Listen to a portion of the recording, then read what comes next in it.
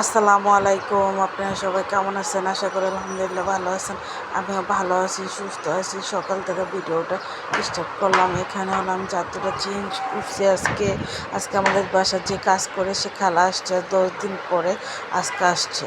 এখানে হলো আমি তো এত কাজ করতে পারতেছিলাম না একা একা, তাই চাদর চেঞ্জ করি নাই। আজকে চাদরটা চেঞ্জ করে ফেললাম। খালা যত আসছে আমি কাজ করা শুরু করে দিই। আর সব কিছু এলোমেলো হয়ে রয়েছিল, ধুইতেই পারতেছিলাম না। এত কাপড় চোপড় তো আর আমি একা হাতে ধুইতে পারি না, তাই ধুই নেই। তারপরে হলো আমি আজকে চেঞ্জ করে দিলাম। আমার খালাকে বলতেছিলাম একটু ধুয়ে দেন। এখানে হলো আমি বিছানার চাদরটা চেঞ্জ করে পর্দা একবারে দিয়ে রাখছি। অনেক রৌদ্র আছে বাইরের থেকে, আর অনেক গরম লাগতেছিল, তাই পর্দাটা আমি দিয়ে রাখছিলাম। পর্দাটা মেলে আমি দেখতেছিলাম বাইরে কত গরম, অনেক গরম। তারপরে গ্যাস চলে যাচ্ছে, খালা বলতেছিল গ্যাস চলে যাচ্ছে, খালা রান্না করবে না পা।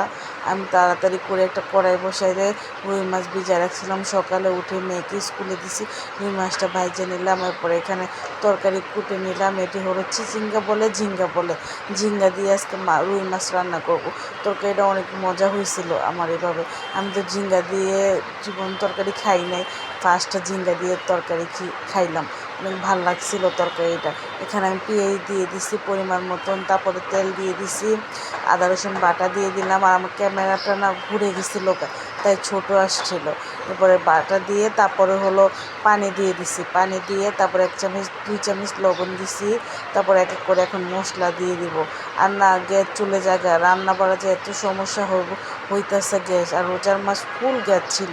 এখানে 2 চামচ আমি হলুদ দিয়ে দিলাম, 3 চামচ মরিচ দিয়ে দিব, তারপরে ধইনা গুঁড়া দিয়ে দিব, দিয়ে এটা সুন্দর করে কষাবো।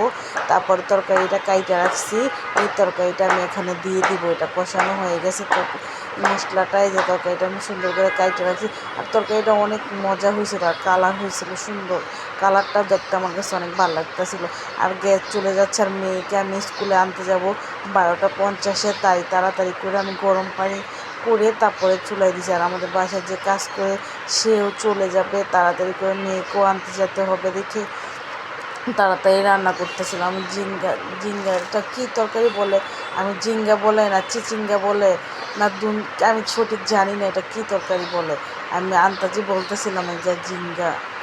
এখানে আপনারা কমেন্টে বলবেন এটা কী বলে, ঝিঙ্গা না চিচিঙ্গা এটা বললো নাকি ধুন্দুল, সেটা আপনারা একটু কমেন্টে বললেন তো। এখানে হলো মাছটি দিয়ে দিলাম। আর যাই দেয় হোক রান্নাটা অনেক মজা হয়েছিল। এখানে হলো আমি মাছটা দিয়ে দিলাম। মাছটা দেওয়ার পরে হলো এখানে গ্যাস একদমই নেই, ফুল অল্প গ্যাসে রান্না করতেছিলাম। এখানে ধইনা পাতা ছিল না, মেয়েকে স্কুল থেকে আনার পরে হলো ধইনা পাতা নিয়ে আসছিলাম। এখানে হলো আমি ধইনা পাতাটা দিয়ে দিতেছিলাম তরকারিটার ভিতরে। আর তরকারির ভিতরে ধইনা পাতা না দিলে না ভাল লাগে না, কেমন ছাড়া ছাড়া লাগে তরকারিটা।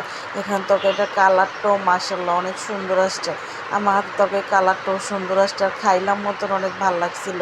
এখানে হলো আমের ডাল রান্না করছিলাম, আম দিয়ে ডাল রান্না করছিলাম। আমার তো অনেক পছন্দ আম দিয়ে ডাল, পাট শাক দিয়ে, বোম্বাই মরিচ দিয়ে, তারপর আম ডাল হবে একটু নিয়ে খাইতে অনেক ভাল লাগে।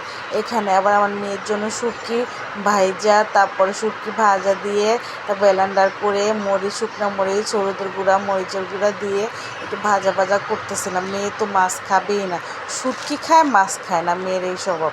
এখানে হলো আমি ধইনা পাতাটা দিয়ে দিলাম হালকা একটু সুন্দরের জন্য। ধইনা পাতা দিলে না গ্যারান্টি করে, ধইনা পাতাটা সব কিছুর ভিতরেই খাটে।